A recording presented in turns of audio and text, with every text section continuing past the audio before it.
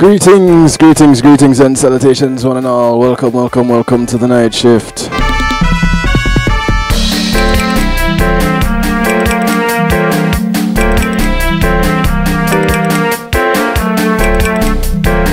It's another Real Talk Wednesday, end of night shift week.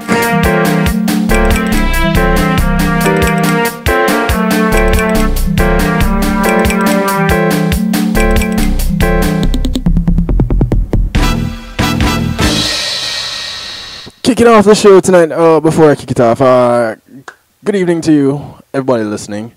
Those on the night shift with DJ Kevin Stew, ClintonLindsay.com, One Harmony Radio, BPR, RockTheBox.net. Greetings and salutations to you. Of course, those who are tuned in on KevinStew.com and PEMGTV.com.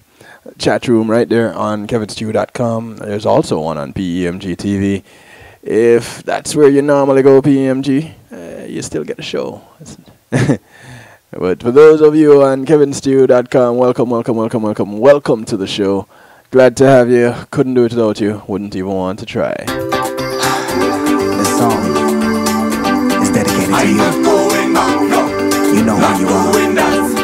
I never thought I'd see the day, but it just hit me. I'm free. Thank God it's over. Thank God I'm over you. It's finally over. It's been long overdue. Thank God we done, we done, we done, we done, we done, we done. I could finally get some freedom. I'm free. I could finally take the password off my phone. Yes. Finally go out alone. Yes. Don't care about when I get home. Could finally do what I want without you causing me. Happy independence, day to me. I'm tired of the foolish interrogation. Foolish interrogation. I'm tired of your insecurity. Insecurity. If you have been in this situation, raise your hand and sing it with me. Thank God it's over. Thank God I'm over you. It's finally over. It's been long overdue. Thank God we done, we done. We done, we done, we done, we done. I can finally get some freedom. No one can do what I want, go where I want, with who I want, anytime I want. I'm not going back, no, not doing that. No one can drink what I want, see who I want, sleep where I want, anytime I want. I'm not going back, no, not doing that. I'm free. And everybody says single looks good on me. Yeah, it looks real good on me. I know. Having a ball in the club, having bottles in the VIP. I don't want the stress, I don't want the thought. I file a report to no one at all. I'm free, time for me to do me. It's true. Tired of the lies of manipulation. Lies and manipulation. Did I mention your insecurity? Insecurity. If you escape your situation, raise your hand and sing it with me. Thank God it's over. Thank God I'm over you. It's finally over. It's been long overdue. Thank God we done, we done, we done, we done, we done, we done. I can finally get some freedom. No one can do what I want, go where I want, with who I want, anytime I want. I'm not going back, no, not doing that. No one can drink what I want, see who I want, Sleep where I want, anytime I want. I'm not going back, no, not doing that. I'm free to live my life. No more drama, no more fights. When mama don't like you, something's wrong. Cause she likes everyone, but she don't like you. And she don't like you, something wrong. Ricardo Drew, the breakup song. I'm not going back, no, You know not who you are. doing that. I'm not I going never thought I'd see the day, not doing that. but it just hit me. I'm not going back. I'm free. Thank God it's over. Thank God I'm over you. It's finally over. It's been long overdue. Thank God we done, we done, we done, we done, we done, we done. I can finally get some freedom. I'm free. I can finally take the password off my phone. Yes. Finally go out alone. Yes. Don't care about when I get home. Could finally do what I want without you causing me. I am free. Happy independence day to me. I'm tired of the foolish interrogation. Foolish interrogation. I'm tired of your insecurity. If you ever been in this situation, raise your hand and sing it with me. Thank God it's over. Thank God I'm over you. It's finally over. It's been long overdue. Thank God we done. We done. We done. We done. We done. We done. I can finally get some freedom. No one can do what I want. Go where I want. With who I want. Anytime I want. I'm not going back. No, not doing that. No one can drink what I want. See who I want. Sleep where I want. Anytime I want. I'm not going back. No, not doing that. I'm free. And everybody says single looks good on me. Yeah, it looks real good on me. Having a ball in the club, having bottles in the VIP. I don't want the stress. Yeah, they say a single looks good on me. What does that look like? I'm free. The single thing. Time for me to do me. Good evening, hashtag happy. Hanging on the lines of manipulation. Lines of manipulation. You mention your insecurity. Insecurity. A lot of you have been waiting for this night. Let's see, I started this discussion Sing it with me. 3 weeks ago. God is over. This is the third week. Thank God I'm over you. It's finally over. It's been long. Talking about this parental alienation thing. We done. We done.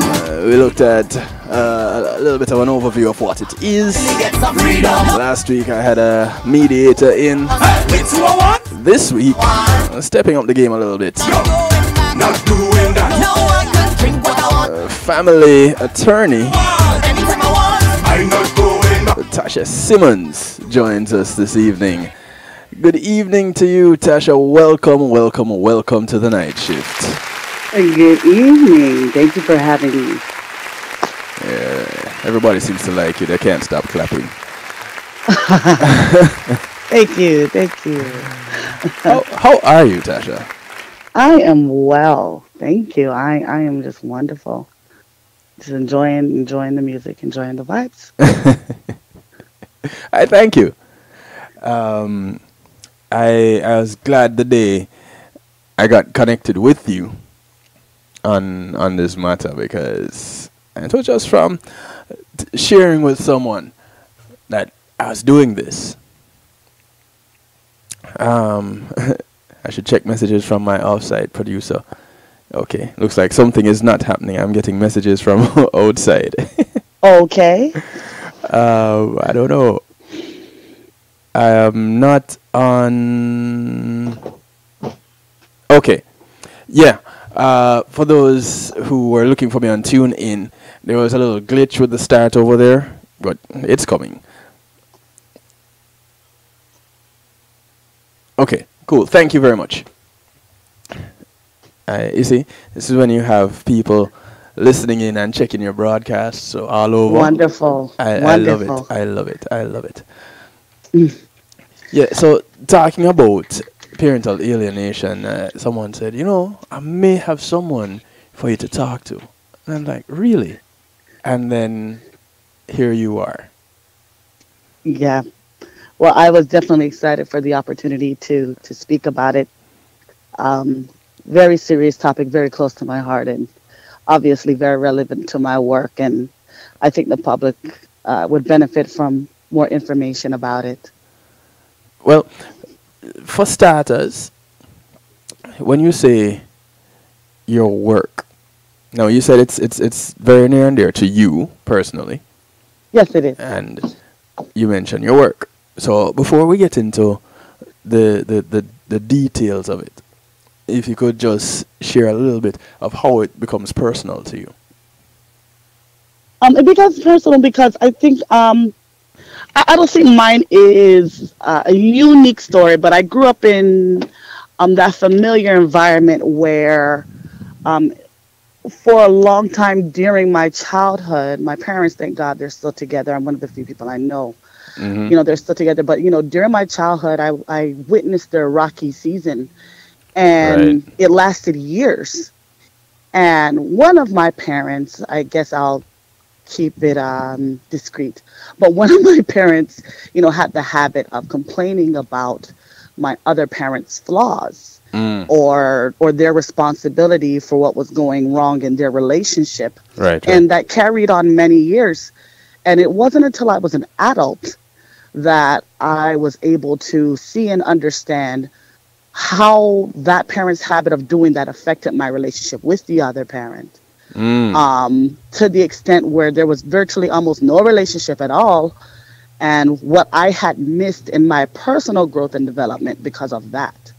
Right. And so, thankfully, there's been much work and much progress in that area, but I look around at many of my friends, many of my loved ones, those years of conflict, their parents didn't make it through. They didn't, their marriage didn't make it, or they never made it to the altar. And just about 99% of my friends grew up with just one parent, and they experienced much of the same things that I did in that regard. And so it's near and dear to me because so many of my friends growing up either became parents before, the ideal time, or, just things were a little rougher than they had to be, without that connection to both parents that every child ideally would have. Right, right. Yeah. So I saw it played out in my loved ones' lives and mine as well. So that's why it's near and dear to me. And, I ended up going to law school just out of the dream of being a lawyer. I can't even tell you as a child why I wanted to be a lawyer, but I ended up in family law. And What was always a dream? It was, I just always wanted to be a lawyer. I don't know why I wanted this punishment.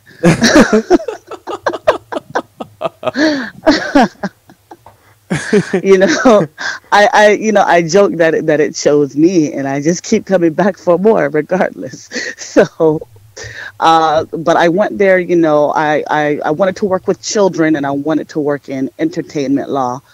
I wasn't much aware of the family law arena as it pertains to the adults. And so I became aware of that in law school as an intern.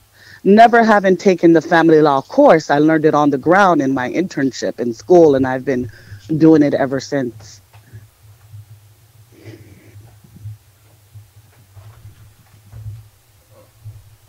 Sorry. I dropped something here. No problem. Well, it really makes a difference when you can really connect with what you're doing in your job to what you grew up having. It gives you a little bit of an edge, that little bit of something. People can't quite put their finger on it, but a little bit of something that makes a difference. Now, so, and well, it just ties right in with what you do in your job, what your job is as a family attorney. Yes. Now, how long have you been doing family law? As I said, even from an intern in school, I was doing family law. Starting my third year of law school, I graduated from Barry University School of Law in 2008, and I got my license in early 2009. And I was general practice at first, family law, immigration, intellectual property, landlord, tenant, what have you. Right. But it was family law that really just stuck with me, and dependency law, which is basically where children who are abused, abandoned, or neglected, they end up in the care of the state or end up becoming wards of the state, and regulating their welfare. So those two things, dealing with children and families, that stuck with me. So when I decided to narrow down and choose one area, I just stuck with family and dependence law. So next year as a lawyer, I'll be 10 years old. Nice. I was thinking about it today. Next year as a show host, I'll be 10 years old too if I didn't stop 1 year. That is wonderful. Look at us, we're twins. Yeah, who would have thunk it?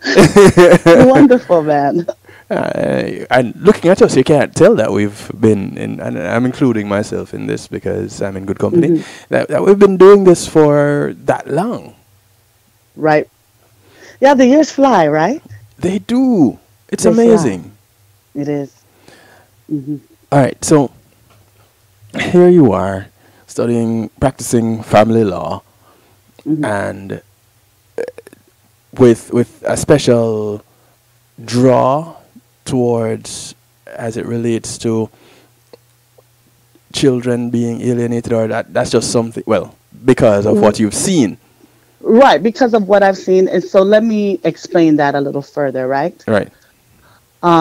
So obviously, you have your divorce cases where children are involved, and then you have what's called your paternity cases where the court needs to make certain decisions regarding the child, but the parents are not and have never been married. Right. Or they're better known as child support cases, right? Okay. So I don't know how this happened. I've never intentionally marketed myself this way, but many of my clients, and I believe the majority of my clients, are fathers who are seeking help enforcing and maintaining or establishing their rights in their child's life or their children's life. And I get when you say it, when you say there's a little extra something, you know, that really stuck with me, and it reminds me of all the different times I hear my clients come to me at the very beginning. They say, you know, I spoke with different lawyers, but I sense that you care. And that's why I chose you. Because obviously, right? I mean, I'm one in a list of many. You know, there are some that have been practicing for double the time I have, if not more. That charge more, right? Or charge less. But they said, well, you know what? I want to work with you because I sense that you care. Yeah. Just to touch back on that. But yeah, I see it. I see it because in these cases, I see a pattern of how there are some urban myths out there about how the law works.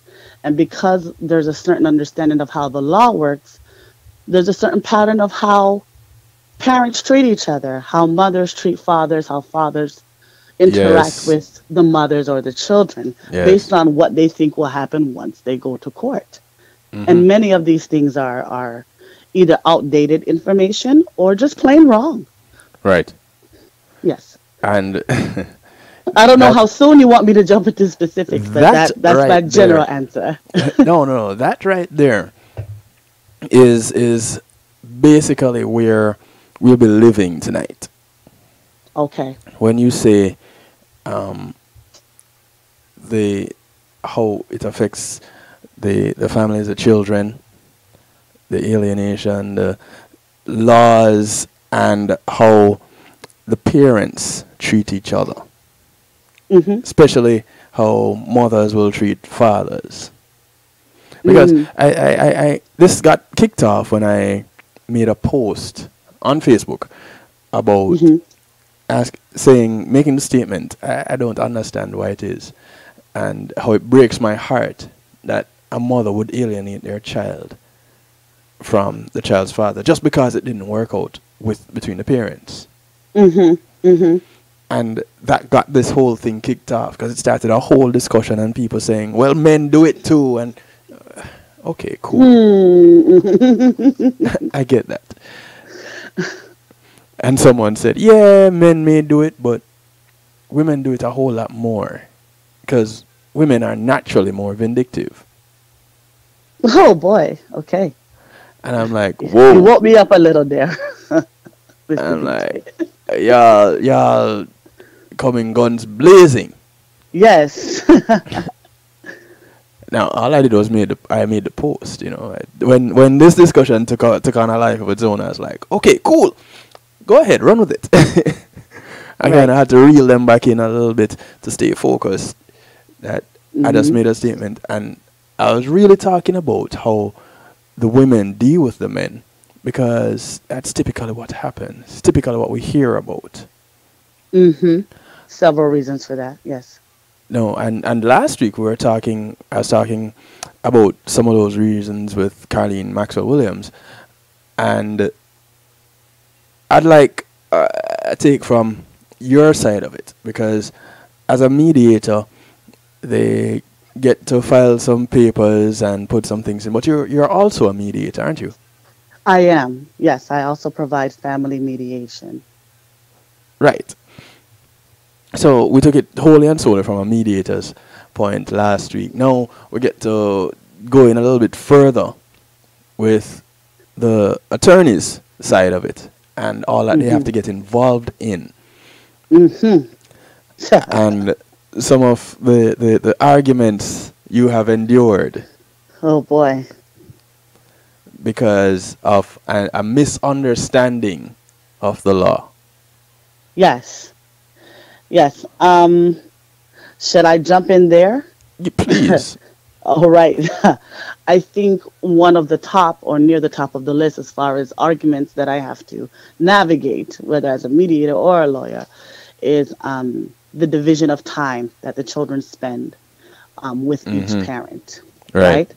There is a belief out there that if custody, which is, as it's commonly called, that's no longer the legal terminology, at least in the state of Florida.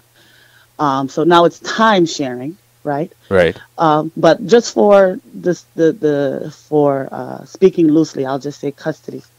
So there's a belief out there that if custody is 50-50, if mom and dad have the same amount of overnights with the child, because in Florida it's counted by overnights. Okay. So as long as there's 50-50, no one pays child support. Right. Now, this is not to cast any dispersions or villainize fathers who usually end up being the payors. Right. Is not to villainize them for wanting to avoid the financial obligation, because most men will tell you, I have no problem financially providing for my child. The problem comes in with maybe being on the strict schedule, or maybe what the court says is the amount they should do, rather than what they feel they can actually do given their financial circumstances. Right. Right. And so many people do not realize that, child support is calculated based on your income, and that's one of the things that are factored in. But, again, just another myth there, that they're going to slap some number on me that has nothing to do with my reality, and it's going to kill me. It's going to drain me financially. And so in order to avoid that happening, which, again, I don't villainize fathers or payors for that, they come into court saying, well, Your Honor, I want 50-50. And it's by the time you get into mediation, because you're going to, especially in Broward County, in the state of Florida, you're going to end up going to mediation before you see a judge for a trial anyway. And then you explain, hey, listen, whether or not you get 50-50, you may still end up paying child support, right? You mom or you dad. Then the walls drop, the weapons are put down, and then we talk about what schedule is actually feasible for you. Right. And really, the legal standard of what the judge is going to be looking at if mediation fails and you have to go to trial is what's best for the child. Right. Which is pretty much where we want to be. That's the whole point.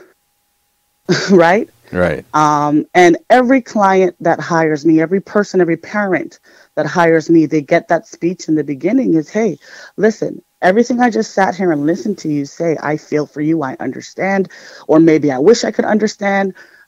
I just want you to know that once we go into court, that will not be the place to tell your story. The judge has no time for that.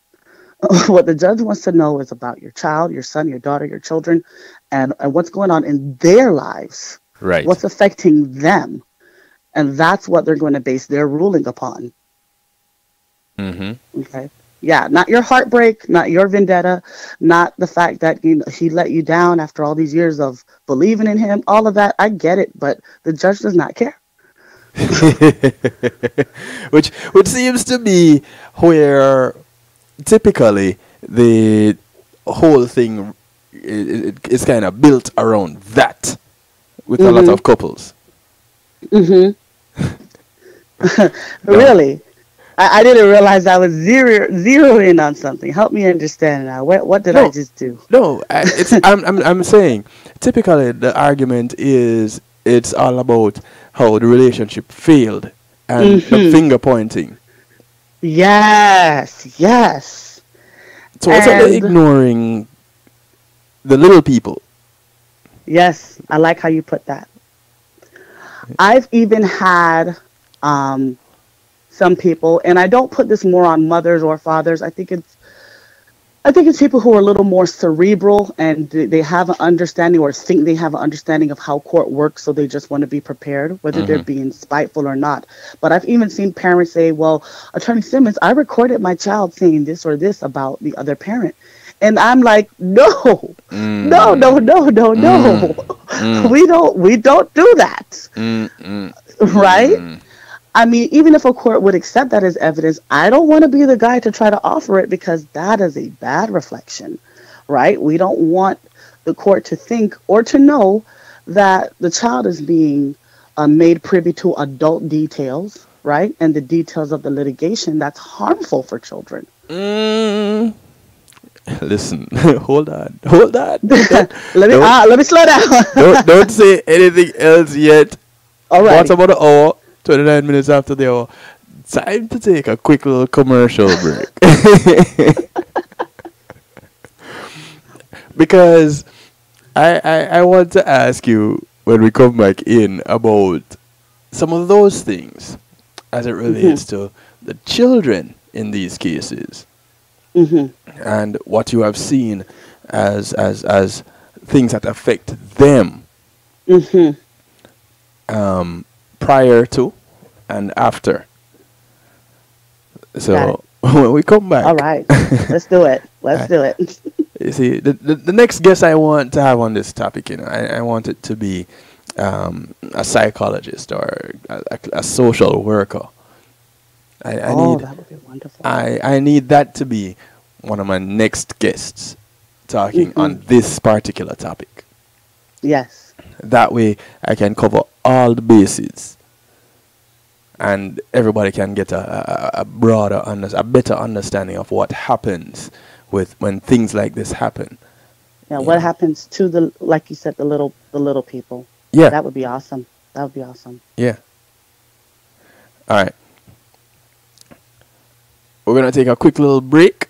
When we come back, we talk some more to Tasha Simmonds, family attorney in Broad County, and Broward I found out today that you're just around the corner. Okay. All right, so we'll be right back. When being in the moment is priceless, consider the ability to share that moment. If you can video it, you can broadcast it. And Pulse E-Media Group has the tools you need. Weddings, birthdays, funerals, graduations, church services, parties, seminars, you name it. Pulse E-Media Group can provide you with a secure medium controlled by you to broadcast your event. Contact us at www.pulseemediagroup.com for more information. Pulse E-Media Group, when being in the moment is priceless.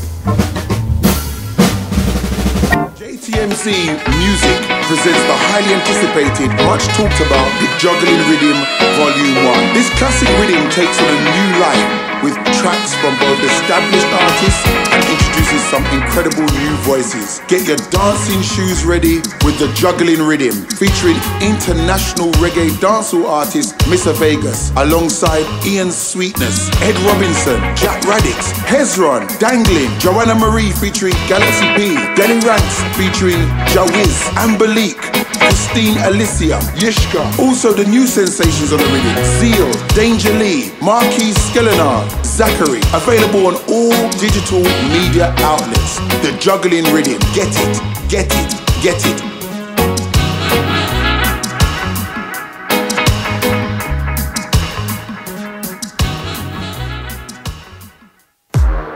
It's time to get live, it's time to get lit.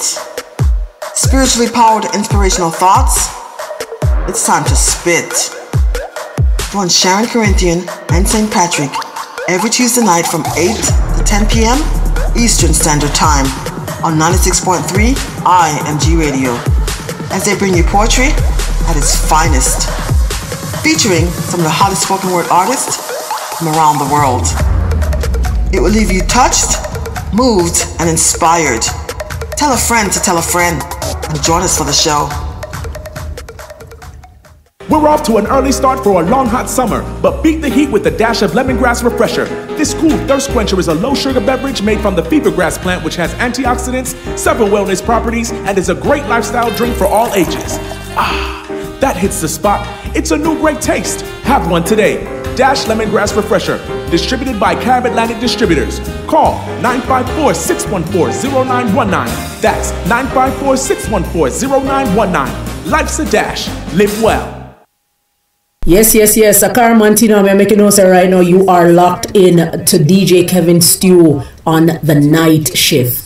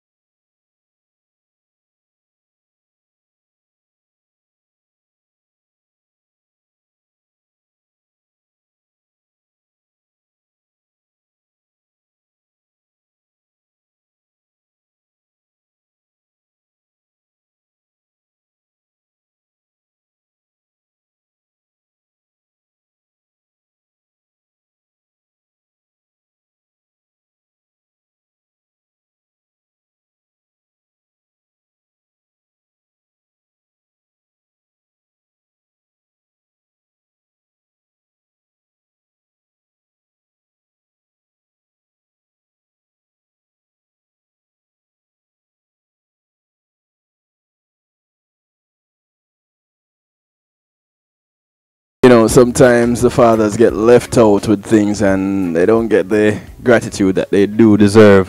And I thank PEMG Policy Media Group for sponsoring that segment that we just came out of. This segment is now that we're getting into is sponsored by GMAC Music Solution. So you have Pulse giving you mediums like this here that you're watching me on right now, those of you watching me on PEMG TV or on kevinstew.com. Yeah, listen, it's simply kevinstew.com. I pop up, you watching the show live, and right beside me is a chat room for you to communicate. It doesn't get any simpler than that. And of course the same thing on PEMGTV.com. All right, my guest tonight, I want to welcome back from the break, is Tasha Simmonds. I almost said Tasha Dakers, friend of mine. Tasha Simmonds. You know, that's how I'm marrying you off to some Dakers dude.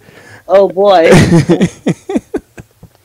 Oh, boy. I hope there's nobody interested by the name of Dakers. Married at no sight. Lord. Lord have mercy. Ladies and gentlemen, family attorney Tasha Simmonds of Simmonds Legal Services LLC. Well, PLLC. Yes, sir. What's a PLLC for? Professional Limited Liability Company. There we go. All right. Nobody wants to say that mouthful, so PLLC will do. Nobody wants to say a bunch of the things that attorneys say. Why not? It's so much fun. You're right up there with the doctors. You know, we like to keep it normal at my level. Yeah. I seem to stay as normal. I'm right up nowhere. I'm right here with everybody else. All right. See, I'm still getting messages about broadcast on one of the stations. All right. So before we went on the break, you touched on a point where parents would get children involved in the issues at hand. And the issues at hand, which are typically just between them as parents. Mm-hmm. But they would get the children involved. Don't do it. Don't do it. Particularly, especially if you're conveying a negative message about the other parent. I mean, we want to let children be children, right? Right. Number one. And when you do have that child therapist or that psychologist on the show, they'll probably put it a little way like this, because I think to be a family lawyer, you sort of have to be somewhat of a family therapist at times. So right.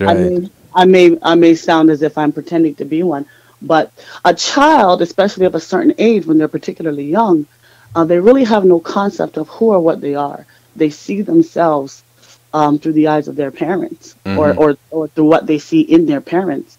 And so if you have one parent saying, well, your daddy ain't sugar honey iced tea, or your mom ain't sugar honey iced tea, then what you are communicating to that child is part of you or half of you ain't nothing, ain't sugar honey iced tea, without even saying it. And so, you hurt your child when you hurt your co-parent's reputation or image in the eyes of that child. Mm-hmm. And the court does not sleep on that at all. So that is one of the more obvious forms, right, of alienation is, the negative campaigning against the other parent. It's a huge no-no. It's a huge no-no. So when parents actually do this, how does it play out in the courts? Is it usually that the parent who is actually doing it? Well, I guess when it comes to the court, nothing is usual. I like that. You're really dropping them tonight. I like that saying. I like how you put that. Yeah. Yes and no, right? So when a court or in the state of Florida, pursuant to Chapter 61, that's the main family law statute, okay, and subsection 13 is the part, so we're talking about 61.1313 of Florida statutes, right? When a court has to establish or modify a parenting plan or time sharing, they have to consider the child's best interest, and that statute lays out several factors, almost as many as there are alphabets, that bear upon the court's consideration as to what is in the best interest of the child. One of those factors in the actual statute is, okay, we're going to look at which parent is more likely to shield the child from adult crap. Right. So that's in the book, right? Another one is, how likely is this parent to foster, because it's not all about prevention and punishment, right?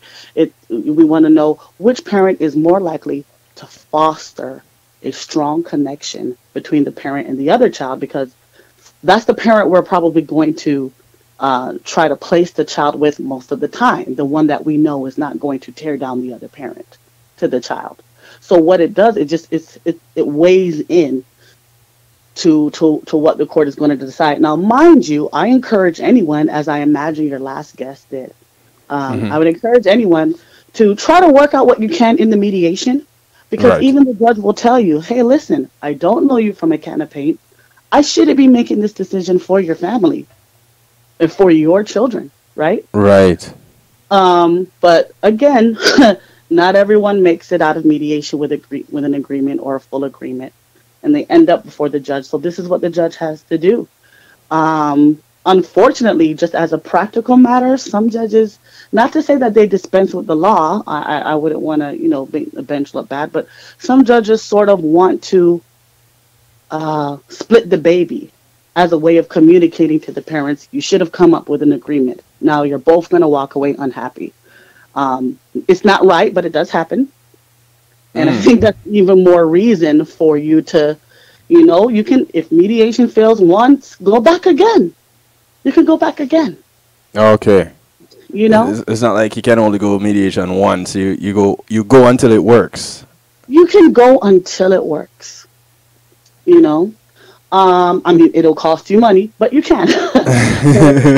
But again, that was last week. So here, assuming that no agreement can be divined between the two parties, right? Right. So the court is going to look at, okay, well, which parent is most likely to keep the child on a steady routine or a schedule, right? Bedtime, schoolwork time. Which parent is most informed about the details of the child's life. So many times we assume that's mom or mom only. And I've seen so many dads that, without hesitation, this is my daughter's best friend. This is her favorite color. This is what she likes to do on this day. And this is what she's good at. And that is and this is how that much costs when she wants to, that counts for something. That counts in a major way. It's one of the things the court has to consider. And so, but it's huge, the type of people you have around your children. Which parent is most likely to not have Boo Boo the Fool around their child, carrying on and being a bad example, or, using, abusing substances or what have you. So these are things that they have to look at. One of many, or that's just a few of the many, So yeah, you keep the kids out of it. Keep the kids out of it. No. you mentioned which one is doing the better job doing the parenting, and which one knows who the children's friends are and the teacher is, but if one parent is alienating the other, then the other doesn't really get to know all of these things. Right. So, right. How then does the workaround happen in this? Because that doesn't happen in the court. The court doesn't. They don't care about. The judge doesn't care about that. That happens in mediation somewhere. When you say that happens in mediation, what exactly? The finding out about, or the working out with the who knows more about the child and more involved in the child's life. When alienation is happening, right? Well, I will say this. Number one, judges are very intuitive people, and if they're a long time judge, they've seen it all. And sometimes it takes very little. Sometimes it takes very little for them to sort of catch on, right? Mm-hmm. That they just need very little to see. This is what's going on. And then sometimes, I have clients right now where I'm having to talk to them and say, you might want to consider hiring a child expert to testify as to what's going on, because like I said, it happens in different ways. We've hit on the most obvious one, right? Negative words coming out of the mouth. Mm-hmm. Another obvious one is, but again, sort of subtle, depending on how it's played, is when there is a parenting plan in place, there is a time sharing, order or agreement in place, and the other parent doesn't follow it. They don't honor it, right? so Okay. Yeah. so they're shaving away and chipping away at your time by what's really being in contempt of a court order because they're not following it. So they're chipping away at your time, and sure, you could get a lawyer to go and fight it, but by the time you get in front of a judge, your child hasn't seen you for weeks. Right. And that's why, I mean, the law does provide for what's called make-up time sharing when that happens. Mm-hmm. But, again, depending on the age of that child, you've already done that child psychological harm, Okay. What, and this is me playing therapist again, for very young children, what we take as days or minutes or even weeks is like years and lifetimes to them. Yeah. And not seeing your mother's face or not seeing your father's face for just a week or two out of nowhere, whereas you used to see them all the time. Yes. That is detrimental to a child's psyche. And so even though the parent who's being shut out can go to court and get relief and get the make-up time sharing, you've hurt that child. Now, when you have a parent that is saying, I know what is best for you, my child, you don't know yet. And Okay. and you will learn when you grow up. But that other parent is X, Y, and Z. Mm-hmm. And you will see it as you go on. Mm-hmm. The very last thing you said, I love that. And let me just stop you right there. Mm-hmm. See it as you go on. People need to understand, and I thank God for my clients. I have a wonderful set of clients because they've come to see it, right? When it comes to highly contested custody cases, it is not in and out. I mean, court is not in and out in and of itself, right? Especially family court. It takes time. Mm-hmm. It's going to take time because, again, this judge doesn't know you from a can of paint. Right. But if it's one of these cases like we're talking about now, I had a case that just wrapped up in December. And I told him from the beginning, my client, I said, listen, this is not going to be short. I'm not even going to promise you that this will be done after a year. And true enough, when we wrapped up, we had been in it 18 months. Jeez, boy. But we had to keep going. And, because good judges, I can't say all judges are like this, but, good judges, they just don't want to hand down rulings. They want to get the family to that optimum place to where if the case closes, there's little likelihood that these parents are going to have to come back to court to fight again, Right. which I think is smart, right? So in that particular case, we had the same situation. What you just said, the other side, the mother, actually said that in court. Well, I know what's best for them, and I this, and my kids, and my kids, and my kids, as opposed Right. to our kids, right? Yet and still, I mean, she had much growing to do herself. And it got to the point where she knew so much better than everyone else that she wouldn't follow any of the court's orders. And that is another factor. That is another factor that the court looks at. Which parent is more likely to abide by the ordered time sharing schedule? Because at the end of the day, the parenting plan or the time sharing schedule, it's a court order. Right. Right? So if you're showing me throughout this case that you can't go and do that counseling when I send you for it, or you can't pay that when I tell you to pay that, or you can't do that when the court tells you to do that, then guess what? I'm not going to trust you to abide by this time sharing order. And I might not want you to be the one to have majority time with the children because you're going to do your own thing. You've been showing me throughout this case that you know better than everybody else. So let's dip a little bit into the psyche of some of these. And neither of us are therapists, psychologists, psychiatrists, any of those ists. No, but I love to pretend. um, and here it is. You have what is considered to be narcissistic traits in individuals. Wet there. Yeah, I can go there. And I'm going there because we talk a lot on this show about personality traits and interacting with each other, and in an effort to learn how to communicate better with each other. Those that display these narcissistic traits, and they're in these type of battles. Does it normally come out in court? Do you see it coming out in court or in mediation? Well, it comes out.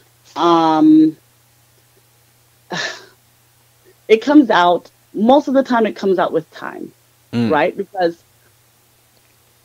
obviously, I don't think a 911 call has ever been made for narcissism, right? I mean, it's a very subtle type of thing that happens. Yeah, it should be. Narcissists are and borderline personalities as well. They're master manipulators, right? Right. And they are masters of sending the most devastating messages in the most quiet and subtle ways. And so what you're going to want to do, and like, again, this is why I like to work with therapists and psychologists when the time comes, is because if that person is truly a narcissist or a borderline personality type, something's going on with that child. That child is manifesting something in some way. Right. Trust and believe. And so you're going to want to get someone with the credentials to eke it out, right? To look at the child and evaluate and say, this is what's going on. I have a case that closed very recently where this very young child, mom would instruct the daycare on the days that dad was supposed to, and dad was my client, so happened again in this example. Mom would instruct the daycare on the days that dad was to pick this child up to take the child's shoes off of him. Yes, it put him in. Yes, she told the school, he steals the shoes. He steals the clothes that I buy the kid. So every time this kid is about to see dad, a teacher, which I mean, I tore them a new one for even participating in this, and it stopped. But but before every day, this baby would see his dad, a teacher would come up to him and take his shoes off and put sandals on him. And it something just as subtle as that. I called one of my therapist connections and I said, listen, what do you think about this? This is odd and I've never heard it before. But what does it make you think, without me saying anything else? And she said, well, I would definitely put either an expert or a parenting coordinator in that case, because if that's going on, trust to believe that child is being alienated in other ways. Right? So as quiet and subtle as the narcissistic personality or the borderline personality can be in their ways, the effects are so messy. And it's going to crop up. It's not going to be easy, and it's not going to be cheap, most likely. Right. Right. But when these things are happening, they don't happen in a vacuum. They may happen in the quiet or in the shadows, but they don't happen in a vacuum. Like, there's other things going on that connect to that thing that you are seeing. And like I said, with the well-seasoned family judges, things like that are not lost on them. They can sniff it out quickly. That, you see, that's a dagger that I was talking about. That's a breaking of the heart that I was talking about right there. Because here it is. You have I've heard of a situation where someone, the children were going between both parents. The parents had split.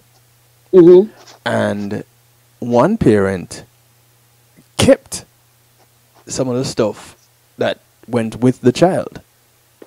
Okay. And this was the, let's call it the visiting parent now. Mm-hmm. So majority of the time is spent with the other parent, and the visiting parent Mm-hmm. kept some of the stuff that the child needs on a daily basis. Mm-hmm. And it was like, okay, we split. All right, I'm going to keep these. If you want the child to have, you go either go get more, or well, I guess that made this case different. That the visiting parent wanted the other parent to come back. Ah. So another aspect of this whole thing, right? Right. Right. So I mean, we've gone from discussing using the parent to hurt the other child, right, to now Using the child to hurt the other using parent. the child to Yeah. hurt, right? Using the child to hurt the other parent, to now using the child to for the win back. Right. Which is still inappropriate. Right? It may not directly affect the child, you know. I mean, every day people run into family court. Your Honor, they're acting this way because they want me back. I'm sure every judge hears it several times a day. I hear it all the time. Right, As right. a lawyer, right? So that's a little. It just depends on how extreme the behavior gets. You know what their intent is. You know, the courts look more at what is actually impacting the child more than what's in the parent's mind, right? Mm-hmm. And even going back to the child support issue, you know, even though, like I said, I don't villainize most in this regard, but yes, there are some parents that they just want to avoid paying child support, right? Right, right.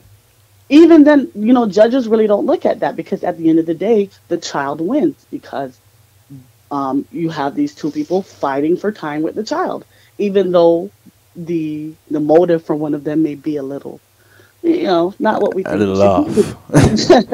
Not what we think it should be, right? Right. But they look at it in terms of the child. The child wins because both mom and dad are fighting to have as much time as possible. Right. Makes their job easier. So, my thing is this. I mean, if we're talking about a favorite toy that's being left at one place as to the other, you know, maybe not a huge deal. Mm-hmm. Right. But then when we start saying, you know, we start villainizing mom's new boyfriend or dad's new girlfriend or Yes. you know, just again, communicating about adult affairs to the child or things like that. Right. Another thing. Wait, don't do the other thing yet. I will not go there yet. Top of the hour. Let's take another quick little break. Hold on to that thought. Hold on to that other thing. Got it. All right. We'll be right back after these messages. Matthew 28:19 says, "Go ye therefore and teach all nations." With this in mind, and encouragement received during a South Florida media conference, The Church Links was birthed. The Church Links is an interdenominational worship service portal for churches, providing the tools to spread the word through technology in a cost-effective way. The Church Links,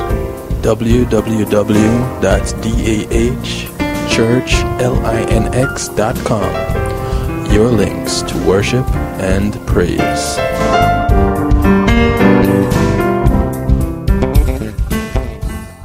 Today in school, I learned a lot. In chemistry, I learned that no one likes me. In English, I learned that I'm disgusting. And in physics, I learned that I'm a loser. Today in school, In math, I learned that I'm ugly I and learned useless. that I'm trash. And in gym, In biology, I learned that I'm I pathetic learned that I'm fat and a and joke. stupid. In history, Today in I learned that school, I'm trash. Today in school, I learned that I have no friends. In English, I learned that I make people sick. And in And gym, at lunch, I learned that I sit on my own because I smell. and a In joke. chemistry, I learned that no one In likes me. biology, I learned that I'm fat and stupid. In English, And in I math, learned that I make people I sick. learned that I'm trash. The only thing I didn't learn in school today The only thing I didn't learn today The only thing I didn't learn Is why no one ever helps. Kids witness bullying every day. They want to help, but they don't know how.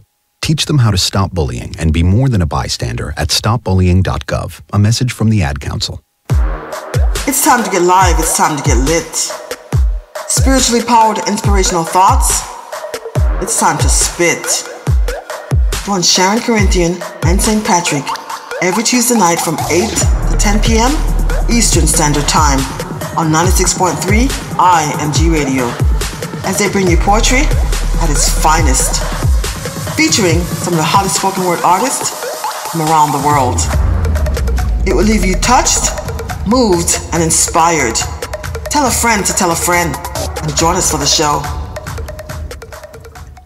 We're off to an early start for a long hot summer, but beat the heat with a dash of lemongrass refresher. This cool thirst quencher is a low sugar beverage made from the fever grass plant, which has antioxidants, several wellness properties, and is a great lifestyle drink for all ages.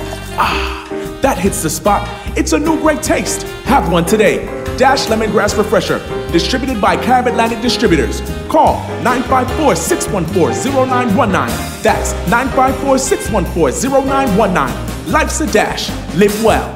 JTMC Music presents the highly anticipated, much talked about, The Juggling Rhythm Volume 1. This classic rhythm takes on a new life with tracks from both established artists and introduces some incredible new voices. Get your dancing shoes ready with The Juggling Rhythm, featuring international reggae dancehall artist Mr. Vegas, alongside Ian Sweetness, Ed Robinson, Jack Radix, Hezron, Dangling, Joanna Marie featuring Galaxy P, Denny Ranks featuring Jawiz, Ambalik, Christine Alicia, Yishka. Also the new sensations on the rhythm: Zeal, Danger Lee, Marquis Skelenar, Zachary. Available on all digital media outlets. The Juggling Rhythm. Get it, get it, get it.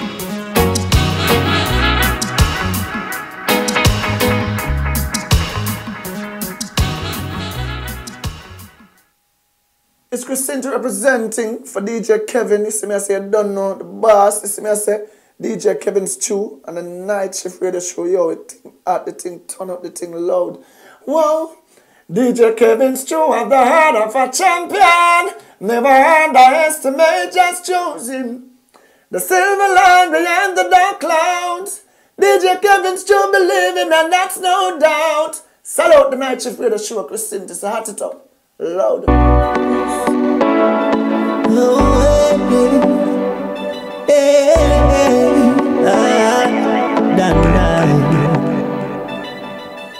mean, I say, oh, despite all of the struggles you have faced, you know, let's always remember this. Better days are ahead, see. Yeah, that. Even though life's rough, things tough, and times red, but don't give up. Fight the fight until the end. Cause after the rain falls, the sun will shine again. Better days ahead. Better days ahead. Me get kicked out in the streets of the teenager. I'm growing up food for eat, packing out no paper. The amount of studio me bleach, my rust area. Brand new rhythm for release, get pen to paper. 2014, girl belly get bang up, so me start to gamble. Car wash, no play money inside book. Hustle to the hustle, what you know about struggle and survival. When stress reach, me smart weed and ease the pressure. Them sing that song, yeah. Things tough, and times red, but don't give up. Fight the fight until the end. Even though things rough, and you may have some tough times ahead, there are still better days that are coming. No fish to walk in my shoes, but them no really know. Struggles up, we fight up a true man, could have dead enough. Never you lose faith, roll up your head enough. Put in the work and life, and I know better us. Give thanks, my tune up. The sound of the night. See me on the TV, we them want me living now. For me leave for the show, wipe the tears them from my eyes. It helps to see me down and crying, even though life's rough. I want to welcome you guys back to the show. It's the night shift with DJ Kevin Stew. This is how we close out the night shift week with real talk. And tonight we're continuing the discussion, parental alienation, and we're looking at the effects, well, actually some of the legalities when it comes to fighting such a thing. Because, you know, it usually involves custody and visitation. And once you go custody and visitation, you're also going to child support. I just gonna put in the work with self too. I want to welcome you guys. And numbers to call, numbers to text. You can still call and text 773-789-STEW, 773-789-7839. That's the number to use to get you in touch. Of course, there's also the chat room on kevinstew.com and on PEMGTV.com. So both chat rooms, I look at both of them. And hashtag happy, yes. Hashtag happy made the statement that a true narcissist will make others believe that they are perfect. So they go ahead and they try to present such a case in court, back to when we were talking about narcissistic the behaviors of some of these parents when they get into the courtroom. And on the line, I have family attorney Tasha Simmonds. So then you have to pay attention. Good evening, good evening. All right. So you were about to... Oh, by the way, this segment is brought to you courtesy of JTMC Enterprise. Thank you, Joanna Marie and crew, for your support and your help. All right. So, Tasha.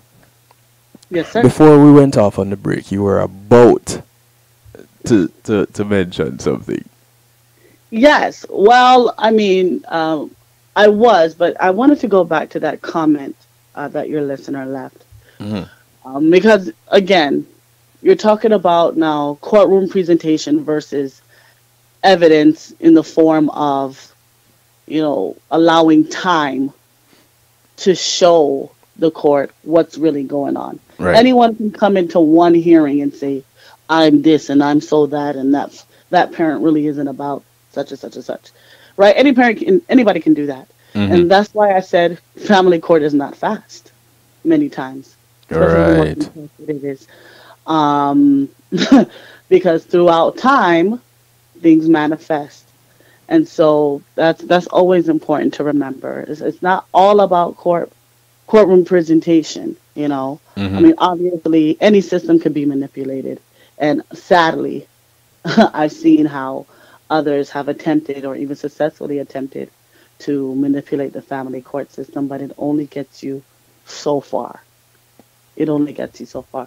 So, when you say segues. Go ahead. When you say so far, is that usually a good so far or a bad so far? Usually a bad so far. For example, and I guess I'll just stick a pin. For example, one of the abuses I've seen of the family law system is where a parent will run into the court on an emergency motion claiming that the other parent has a drug problem when they don't.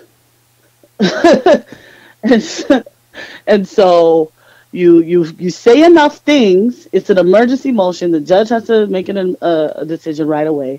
Right. And no judge wants to be that guy on Channel 7, right? Who, you know, left the children in someone's care where they weren't safe and then something bad happened to the child, right? So, and then, so what will happen is the judge will change the time sharing, or what we're still just between you and me calling custody, right? On a temporary emergency basis. And then they have to, by law, have a follow-up hearing a couple of weeks later to review that decision to see, hey, was there really a fire? Or were you just pulling my leg? So if you're that parent that came in and say, Your Honor, look, they're about to do this. They have a drug problem, or they beat the kid, or such and such. And you caused the judge to believe that there was this fire, and they changed custody and disrupted these children's lives. And now at this follow-up hearing or sometime later in the case, they realize you were full of it. Then you get the guns lowered on you. Yeah. You see? So it can work, but it will only take you so far. Especially if the other parent is willing to fight. Unfortunately, I have seen some parents so shocked by the unfairness and that feeling of injustice of the system being played like that, they do give up and walk away. Because it's just too much. I mean, going to court itself is very stressful and very it can be nerve-wracking for the average person who doesn't do it all the time. And so, Yeah. I have seen some people say, you know what, they had a lawyer or they had the better lawyer, and I'm just tired and I just want my kids to be happy. So if it means I lose, I lose. But it really isn't them as a parent losing, though, is it? It's more the child losing. Right. Yes, it is. And so I've seen people say that, but they end up with more than they expected, because again, a seasoned judge can see way past these things, and this is why if you have a particularly contested case, you should really hire a lawyer. I mean, I know they're not cheap to come by. There are different resources for being able to afford one. Right. Some of them I share on my website. But one thing you can do is call the Broward County Bar Lawyer Referral Service. They have a low-cost panel. If you qualify, then, there's some lawyers that volunteer themselves on the list to take cases at a very low cost. I'm on that list myself. That's just one thing you can do. That's just one thing you can do, because when it's really hot like that, you don't want to go it alone. You really don't. Right. So, but to bring it back, or I guess it all ties in, we're talking about really showing evidence of what's going on behind the scenes, right? But behind what the other parent will come to court and say. Right. One of the things that I like to employ, they have these platforms now, such as TalkingParents.com or Our Family Wizard. And so if I see from the outset of the case that one parent is verbally abusive toward my client, or every time my client tries to communicate with them about the children, the other parent is on the win back. Well, we wouldn't be going through this if you didn't leave me, and you still love me, so let's just, and all of that. Right. Parents can sign up and get on these platforms either voluntarily, or what I would do if the other side doesn't want to do it, I'll ask the judge to order it. And so the parents will sign up and they communicate on that platform, and it's just supposed to be about the children. And if problems arise, it's easier to authenticate those records to get them in evidence in court than it is a regular text message or email. And so the parties are aware of that, and they want to be on their best behavior. Now, mind you, it does not stop people from grandstanding and overdoing it and, trying to wax eloquent because they think the judge is watching them type every word, and make sure you have the child to school in the morning, as if the other parent doesn't know. Of course I have to have the child in school in the morning. Why are you even telling me that? Right? But at the end of the day, the child wins because they're communicating, right? There might be a certain specification as to when you should respond. Some parents, they don't want to communicate at all. So if you're on a platform like that, the judge might order you all have to respond to each other within 24 hours. And things like that. It helps to move communication along where there is none, or where it's being frustrated by other motives or other intent. Let's backtrack a little bit about tactics that parents use in parental alienation.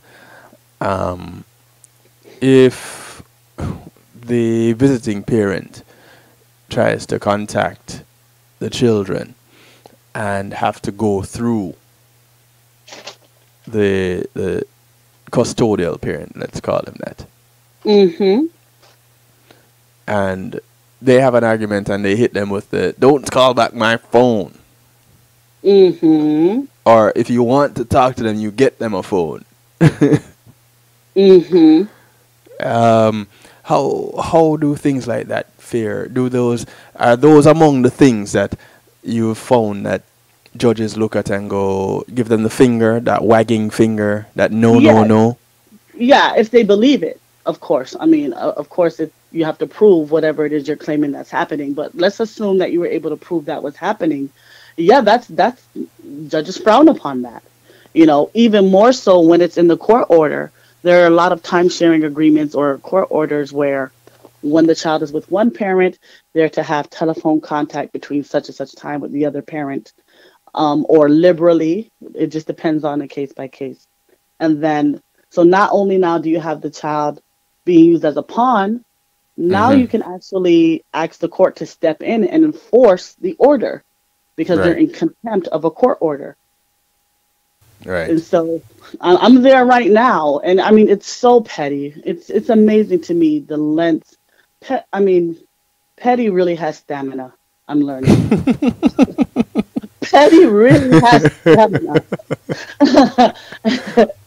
I mean, that when I think, it's just like, all right, well, this should solve it. No, we're finding new ways. So, so it's important that whatever new ways to be petty. Oh yes. Petty is an inventor, and he just never rests. So, she, right? Right. So, so it's important, and again, with having a lawyer who knows the importance of getting certain things put in a court order early on in the case, so that if there's problems with them throughout the case, you have the grounds now to bring this to the court's attention for consequences. And it's not really all about watching them get the slap on the wrist. Sometimes the consequence will be, well, go take a parenting class, or they might send the two of you to a parenting class. Right. Or at some point a judge may get personally offended that their orders are being disobeyed, and you know what, you're going to have to pay this person's attorney's fee. And so all of that can happen. I wanted to ask you, as far as alienation and exploring that idea. Yes.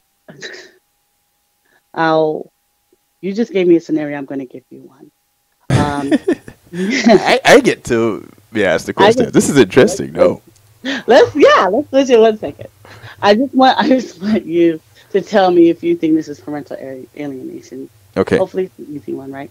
Okay, so let's say we're co-parenting. Okay. Right? And the child stays with me most of the time. Right. Now, it is time for you to pick up the child, and you are behind several car accidents, right, on the highway. And traffic has completely stopped, and you are in standstill traffic for 3 hours. So you have missed your pickup time. Right. And the child ends up falling asleep. By the time it's all over, you go home. The child wakes up the next morning and says, Daddy stood me up. And I do nothing and say nothing to redirect the child's thoughts about what happened. If I think that is alienation? Yes. Yes. What do you think? You're absolutely right. I definitely do. Yeah. It's not just conveying negative messages, but if for some reason a child is getting, right, because that's what children tend to do when they're young. Anything that goes wrong in their world or with their parents, they tell a story where they're the ones to blame for it. Yeah. And so if you don't step in as the other parent and say, no,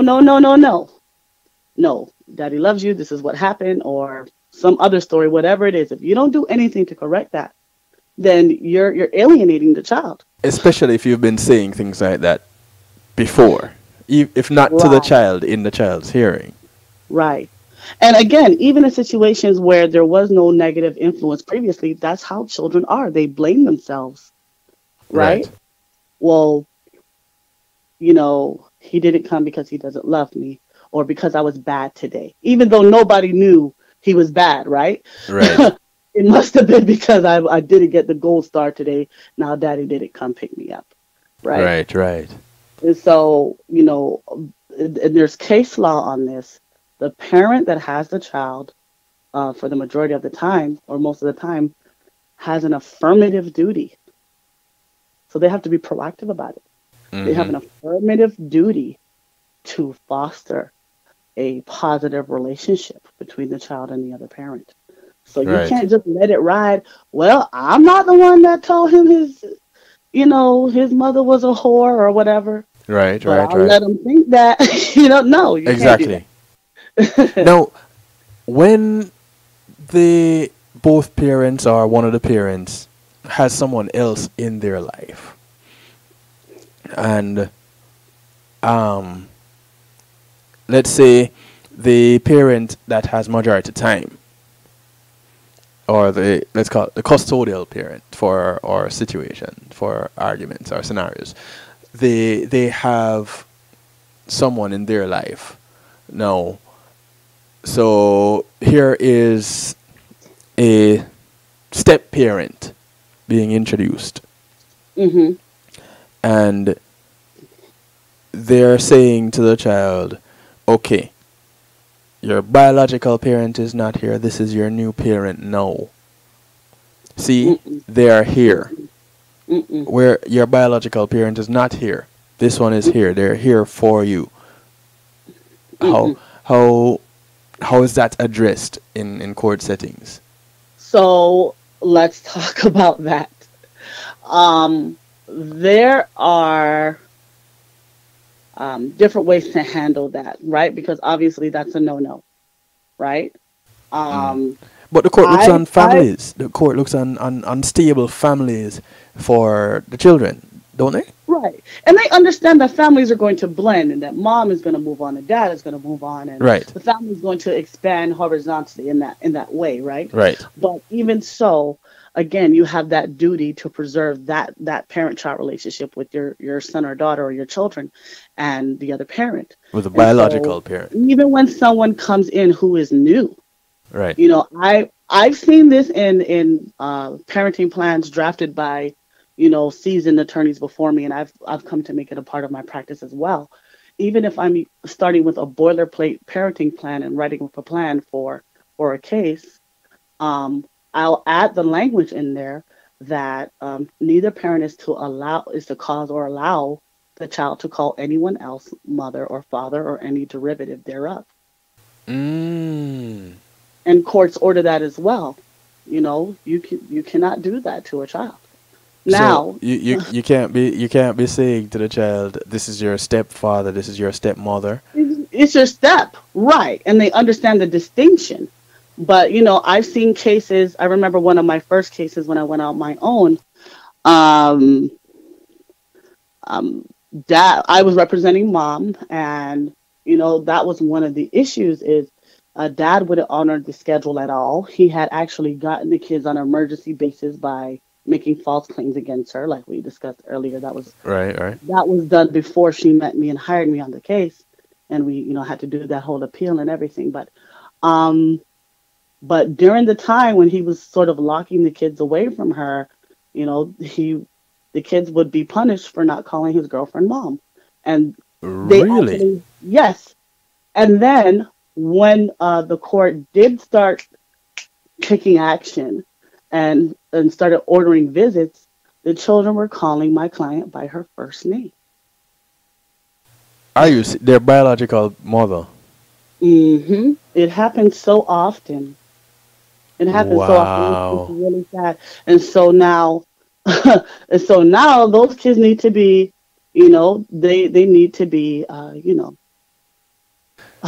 reintroduced into a place where they feel safe calling their mommy mom. And now at this point, um, it's going on so long. I no longer represent that person, but it's going on so long. They're not doing it out of fear anymore. They're doing it out of rote. And so it's just really sad. It's really, really sad. Wow. And so courts, that they don't sleep on that at all. And what they Right. do, um, they really don't. They really don't encourage parents. Actually, some judges forbid it. If parents have to meet up at a third party location to exchange the children, or even if they don't, even if there's a normal pickup and drop off at one parent's house or the other parent's house, um, Hmm. they will tell the parties, listen, your new boo doesn't need to be there. Don't Right. if you can find a way to just pick up your child by yourself or drop him off by yourself, um, you don't need to be bringing your girlfriend or your boyfriend to to exchanges, especially if exchanges are the at a rule of third party consent. location, at a Third party meeting location. point. Sometimes, because sometimes there might be a restraining order involved, and one parent is not allowed to come to the other parent's house. Right. Right. So they can either agree we're going to make the exchange at the McDonald's on 441 a commercial or whatever it is. Right. Sometimes people choose the police station. I don't agree with that. Judges are moving away from that. It's not very therapeutic and beneficial for children. Every time they go from one parent to the other, it's in the presence of law enforcement. So it could be a McDonald's or a Burger King or even a Walgreens, right? Right. So that they both have to come in their cars. A lot of times you have trouble. You have altercations and things explode if relations between mom and the new girlfriend or dad and the new boyfriend, if they're at odds with each other, then the arguing erupts and fighting in front of children. Right. Judges will tell you is child abuse. Mm-hmm. Now, when one parent says, "I take care of you all the time," it is for the other parent. It's their responsibility if they want you to come and get you and to drop you off. Again, even if that's true, don't communicate that to them. Don't communicate that to them, because now what you're saying is, if you notice you haven't been dropped off lately, it's because you're being abandoned by mom or by dad. If that, and I know it sounds stringent and maybe unrealistic, but you really should not be a part of your child forming a negative view of the other parent, because again, you're helping him or her to form a negative view of himself or herself. Right. Himself, or herself. And so you want to protect your child's self-esteem to the maximum extent possible. Now, that's not to say that there's no recourse when another parent checks out emotionally, right? Because we have parents that check out emotionally. Right. And that's a whole other type of abuse to the child, a whole other type of detriment. And so if that child is going through pain, there's nothing wrong with the parent who's present saying, "Listen, I feel your pain. I understand. I'm so sorry this is happening to you," and whatnot and whatnot. Mm-hmm. You can support them without spilling the tea, if you will. Right. So, and when that child grows, and now I believe I'm speaking as that child who has grown, you will have saved yourself the problem of being resented. Because even if every negative thing you said was right, they're going to resent you for saying it. Wow. And who knows if your relationship with your son or your daughter or your kids will rebound from that. Mm-hmm. Yeah.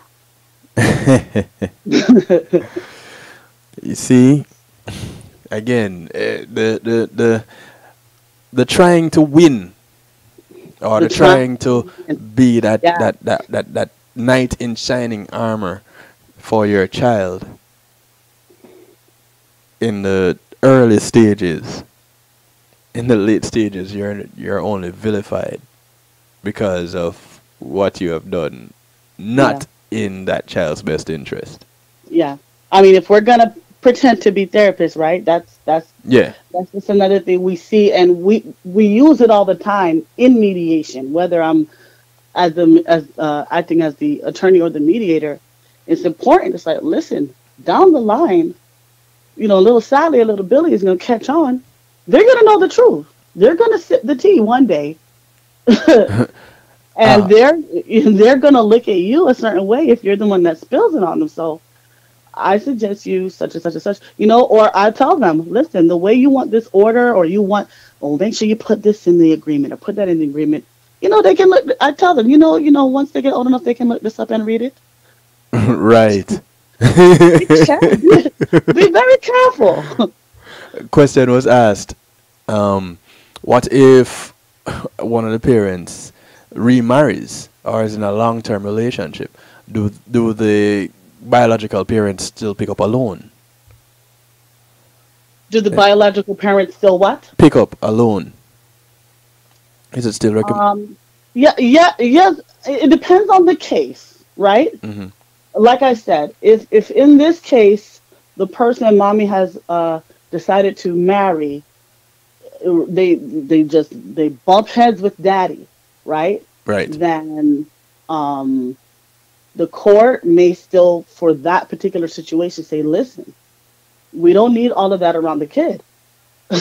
You're gonna have to either find another way to do drop-offs and pickups, or you just do it and leave hubby at home, or drop hubby off over there, come and do the drop-off and pickup, and then go back across the street and get hubby. And so you're really marrying your partner does not solidify or elevate their rights in your child's life in family court, right? It's always going to be about that child's parents. Biological parents. Yes, it's always going to be about that child's parents. Even when one parent has abandoned the child, it's not a simple process for the other parent to have their child adopted by their spouse. You still have to attempt to find that other parent, serve them, and go through the whole termination of parental rights case before your spouse can adopt your child, can adopt their stepchild. And so, I mean, raising your child and your right to be your child's parent is a constitutional right. It's a fundamental right under the U.S. Constitution. Right. And so, the courts aren't going to, they're not going to sever that. They're not going to sever one from that right without due process. And due process, it's a high burden. You have to dot every I and cross every T.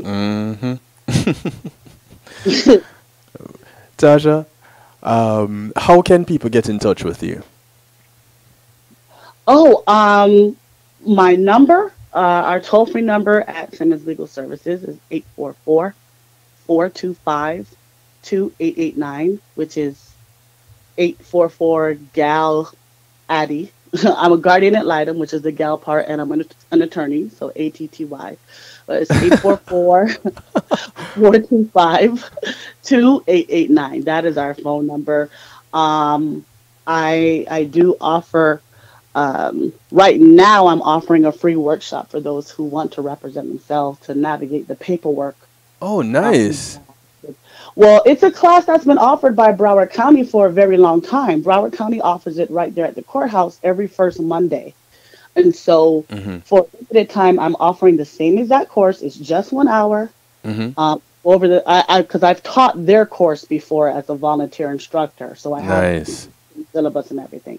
So for a limited time, I'm offering the same course every third Monday at 6 p.m.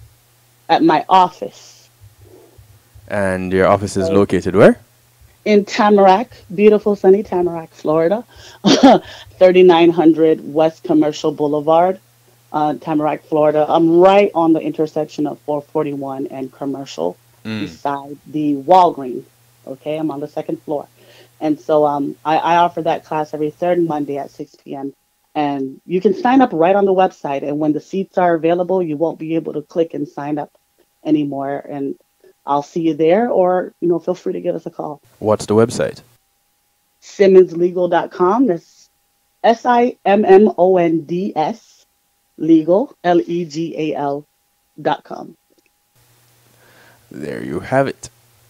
Now, Tasha, please know that you will be called on again, because after coming on the first time, you're a guest. Well, the first time you come on, you're a guest. Okay.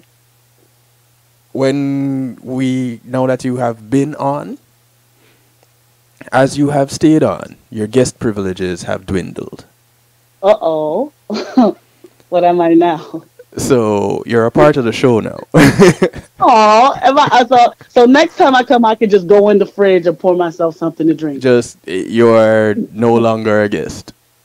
All right. Awesome. Thank you. It's such a pleasure too. So you kick your shoes off, you put your feet up, because when you get the calls, when you get the questions, the questions posted in the chat room or the calls coming, I don't understand why nobody called in. I don't know what they're afraid of. But I hear people tend to I'm take more charging every notes. listener $2,500 to listen to those. They think they're a lawyer, they take money. I hear people say they take notes when they tune into the show, so that could be why. Wonderful, wonderful.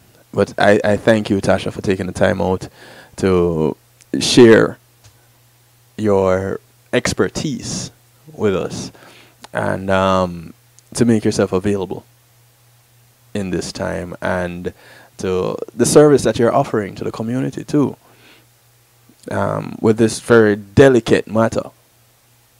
Mm-hmm. So, no, this discussion is not over. I am going to try to, I'm still trying, I had put out feelers before to get a therapist on. So I'm working for that for next week's show still, to get a therapist on to talk on this topic. Alrighty. So I'm looking forward to that. I'll be tuned in myself. Okay, well done. So you see, now you're a part of us.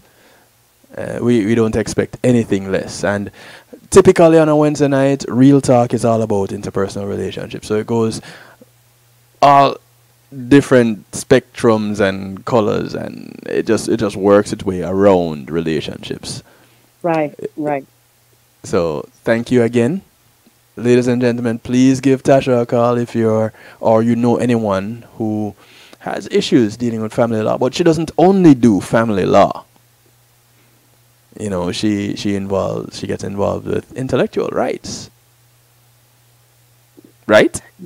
Yes, I do. I leaving me emphasize hanging. the family law. I emphasize the family law only because family law has engrossed my practice to such a great deal with the litigating and now with the mediation. But Right. If you have a contract or something you want me to look over or help you draft up or negotiate, I have no problem doing that. There you go. I forgot that was still on my card. I'm going to need for you to learn what you do, okay? Right. It's one of those things where it's like, shh, don't tell anybody I do that. The family law has just really expanded and taking up so much of the focus. But I will avail myself to your wonderful listeners as they are now family. Since I'm part of the family now, Yes. that won't be a problem at all. Okay, thank you very much. And anybody that goes on into her office or gives her a call, please tell her you heard her right here on the night shift with me, DJ Kevin Stew. Thank you, Tasha. Have yourself a great night. We will be in touch. We have a whole lot more to talk about. Oh, yes, we do. Have a good night and God bless you. God All bless right. you all. God bless. All right. Take care. Good night. Bye-bye. Good night. Ladies and gentlemen, Tasha Simmonds, Esquire, legal family law attorney. I'm so used to moving from Esquire to getting into legal advisor to the show extraordinaire, but not this time, not quite yet. But on these matters, yes. I want to thank you all for tuning in. It's time for our musical therapy. It's 20 minutes to the top of the hour as we get into this, our final sponsored segment, courtesy of the Wake Up and Live show. So Rockwell comes to you on the Wake Up and Live show from 7 to 11 tomorrow, and I get to do the drive-by around about 10:20 round about there. I'm infiltrating Sir Rockwell's studio. But until then, right now, we get to just go through our musical therapy.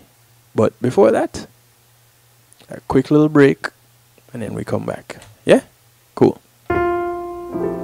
Matthew 28:19 says, "Go ye therefore and teach all nations." With this in mind, and encouragement received during a South Florida media conference, The Church Links was birthed.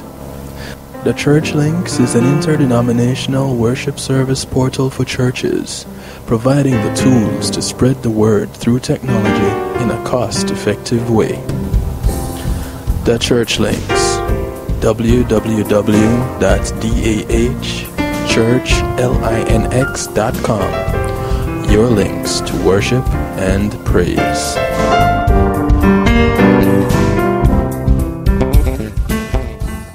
Hey Dad, how do you throw a curveball? How do you build a fort? How do refrigerators run? How do fish learn how to swim? Kids ask a lot of questions. How high can you jump? But you don't have to know every answer. How many phone numbers are there? Because you don't have to be perfect to be a perfect parent. How do cell phones work? There are thousands of children in foster care who don't need every question answered. What's electricity? They just need you. What's the moon made of? For more information on how you can adopt, go to adoptuskids.org. A public service announcement from the U.S. Department of Health and Human Services, Adopt U.S. Kids, and the Ad Council.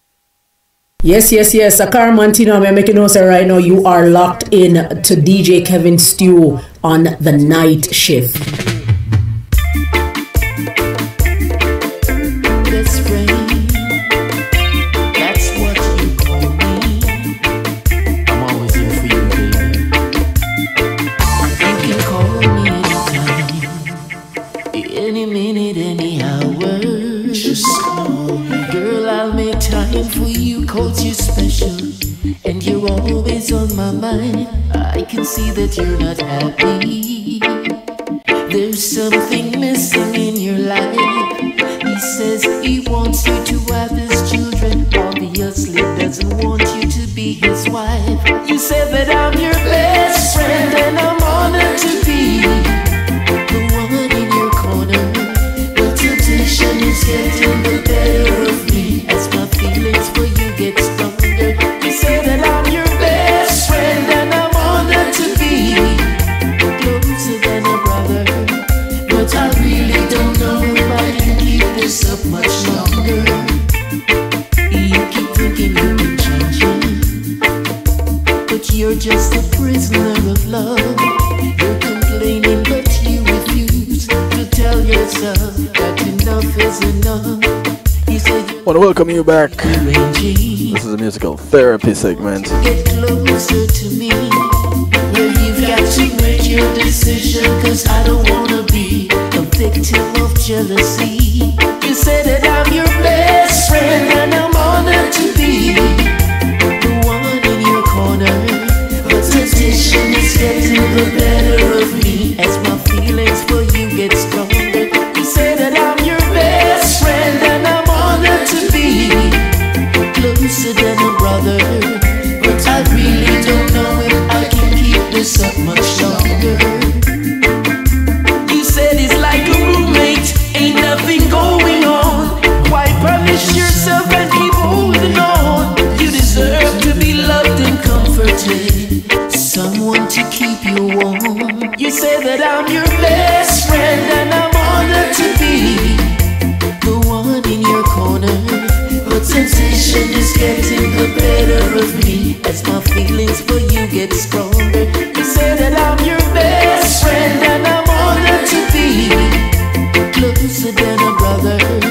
But I really don't know if I can keep this up much longer. You can call me anytime, any minute, any hour. Just call me. Girl, I'll make time for you, 'cause you're special and you're always on my mind. I can see that you're not happy. There's something missing in your life. He wants you to have his children, 15 minutes to the top of the hour. wants you to be his wife. You said it's like a roommate, ain't nothing going on. Why punish yourself and keep holding it? The sound of Hopeton Lindo. To be loved and comforted, someone to keep you warm. You say that I'm your best friend and I'm The track is called Best Friend. your corner. But temptation is getting the better of me as my feelings for you get stronger.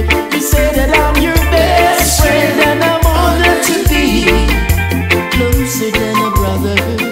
But I really don't know if I can keep this up much longer. Eros. Something going on? I've been searching,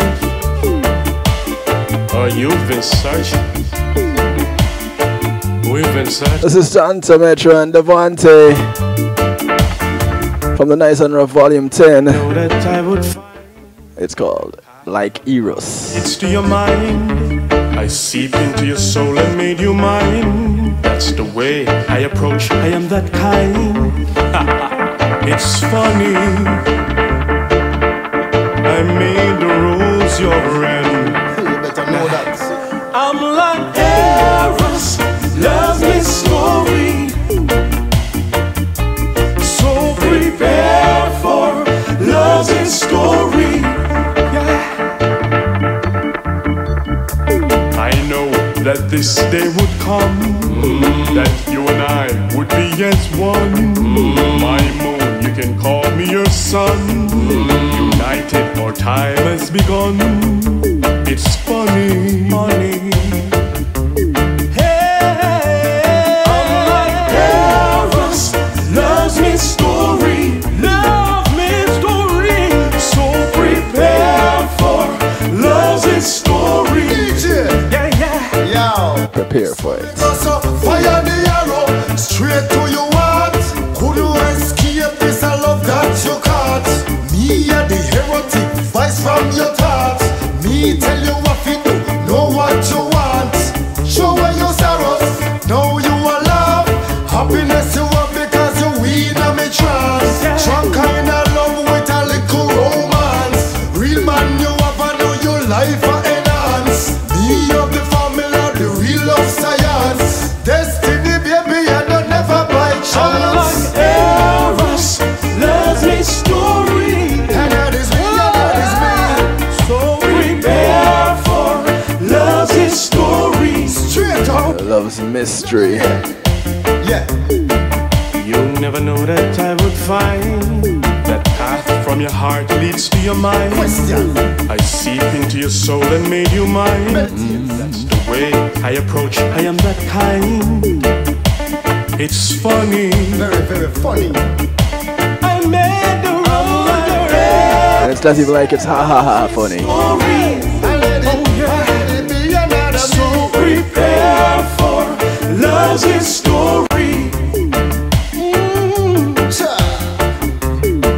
Time to mention the party on another level.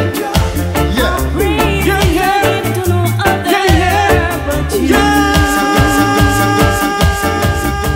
I never cease to praise him, even though my bills are way overdue. Never cease to praise him, even though I don't know what I'm gonna do. This is on a Tamara B, Tamara Brown. Nowhere to turn. Jack got me covered. Better buy and say,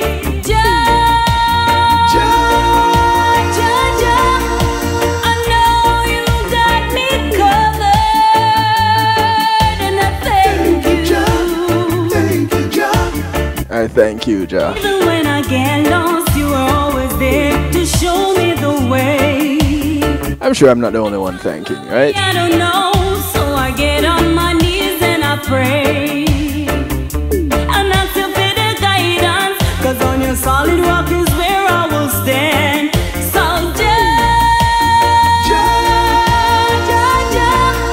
I know As brought up, constantly being told in everything give thanks, thank you.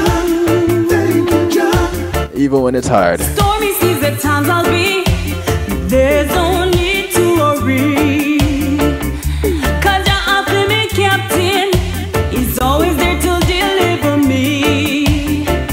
So me not gonna make depression stop me from giving my praise. And even when the door is closed, Jah got the keys in his hands. I'll stand firm in my faith, he will make everything straight.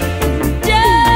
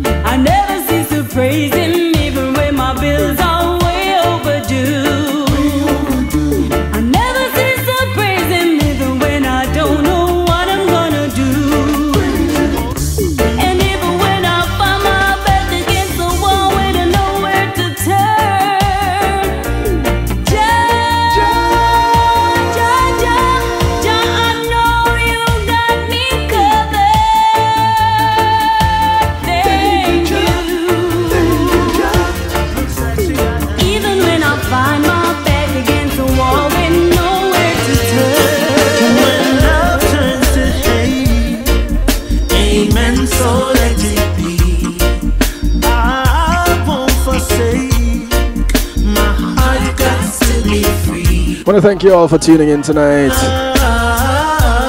this morning, this afternoon, whatever time it is, wherever you are in the world.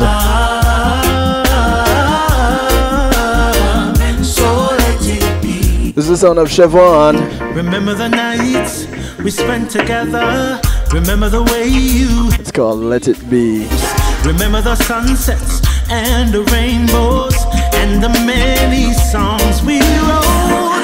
Now I don't know who you are, 'cause you're acting so different. See? And I don't know who you are anymore. You're not the girl I once. Just got a message.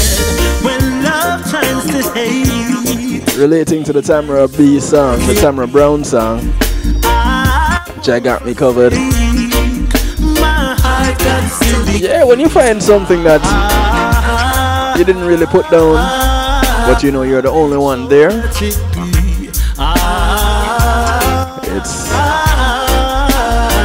that angel that passed by, you know? Now every time we come together, no, we can't even stay at peace. Always finding another reason, always picking a fight with me. We're so close yet so far, and clearly we can see eye to eye. But this fussing and fighting is taking a toll on me.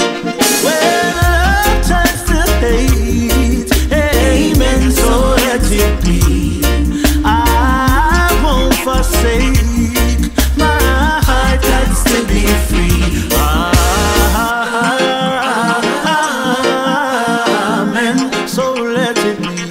Coming up this weekend, I totally forgot this. And I know I'm gonna get in trouble for it, but if you go to kevinstew.com, you'll see it featured on the slider this Sunday.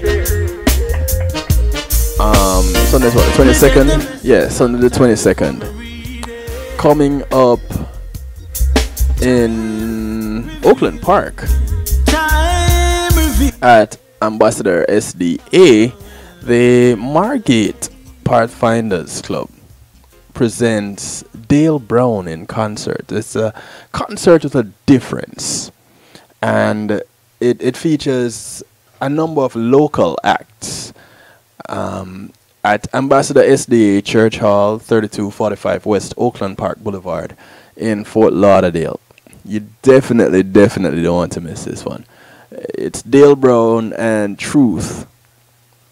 MC being Dr. Dexter Thomas. You don't want to miss this one. There'll be refreshments on sale, and tickets are $25. Gospel recording artist Dale Brown, and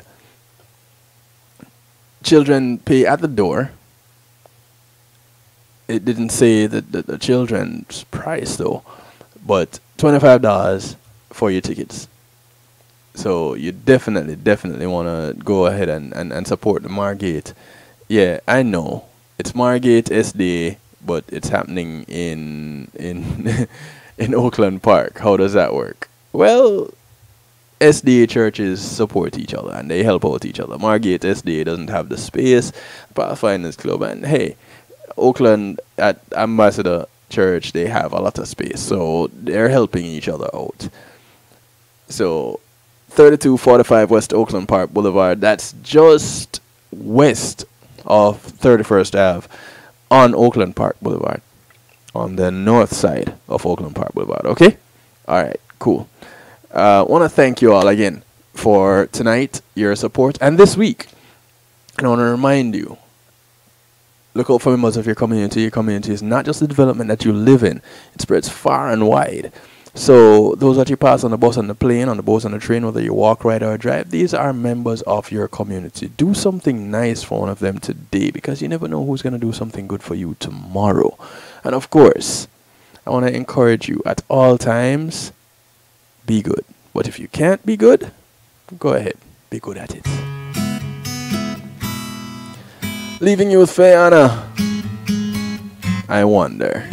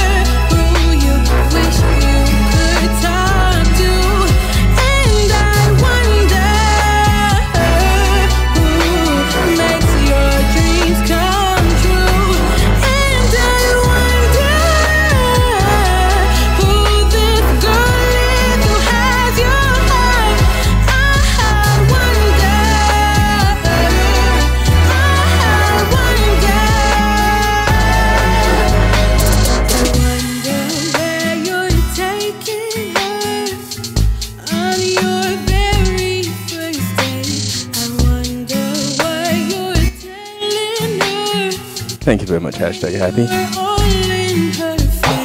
Catch you all on Monday. I gotta bounce out of here.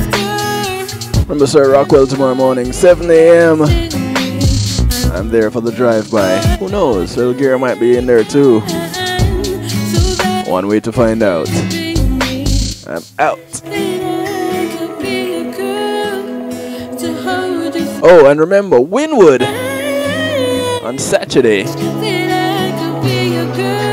Yeah, King Charles will be on stage live down there too. So, yeah, lots of things happening this weekend. Check out Lady Song Show tomorrow. She can fill you in with some other things going on from 8 p.m. on LadySongShow.com. Check it out. I'm out again. Good night, good morning, good afternoon, good day.